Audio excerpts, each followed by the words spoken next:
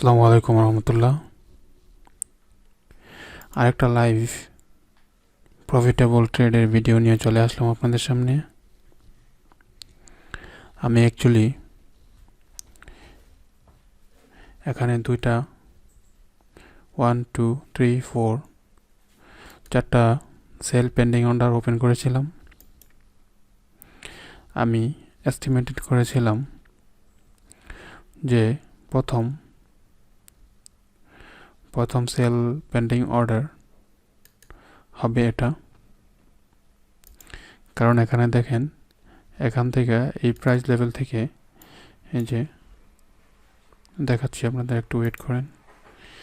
এই price level থেকে market return করেছে 1 টাইম 2 টাইম, এমনকি আমি ভেবেছিলাম যে 3rd টাইম এটা ঠিক এখান থেকে রিটার্ন করবে, কিন্তু মার্কেটটা এখান থেকে রিটার্ন না করে মার্কেট এখান থেকে সাপোর্ট পেয়েছে। এই সাপোর্ট পেয়ে এখান থেকে এটা এই রেজিস্ট্যান্স ভেদ করে এটা গিয়ে এই পর্যন্ত উঠেছে। It went up against me by 86 pips. Okay, 86 pips, 5 point. তো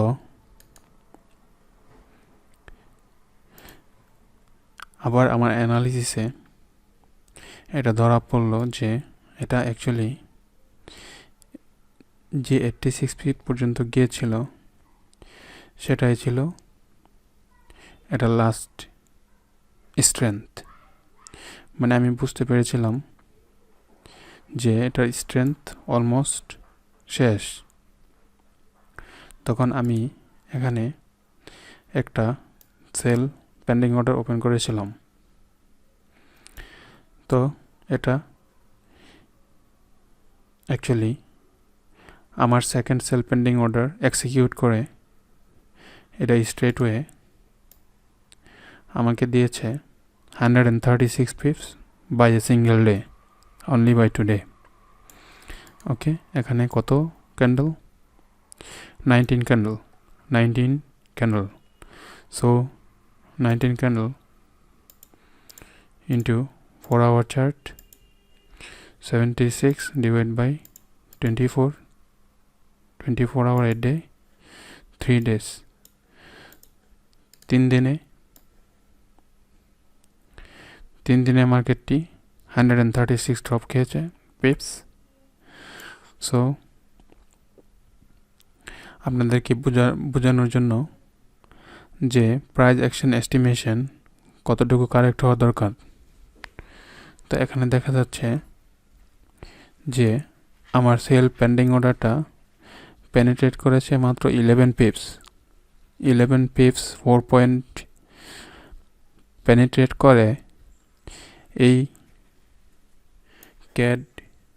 CAD Swiss ফ্রাঙ্কে base currency CAD, এই ক্যাডের কারেন্সির স্ট্রেংথ উইক হয়ে গেছে, সে কারণে এটা দুর্বল হয়ে যাওয়ায় মার্কেটটা ক্র্যাশ খেয়েছে। তো আমি আশা করতেছি,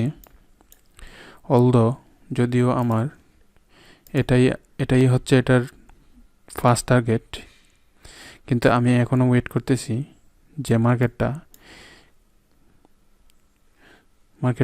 আরও দরপতন হয় কিনা। যদি আরও দরপতন হয় তাহলে এটা আমার এই লেভেলে গিয়ে থাকবে এখান থেকে 222 pips. Maybe I will wait for until tomorrow. So see you guys again. Assalamu alaikum.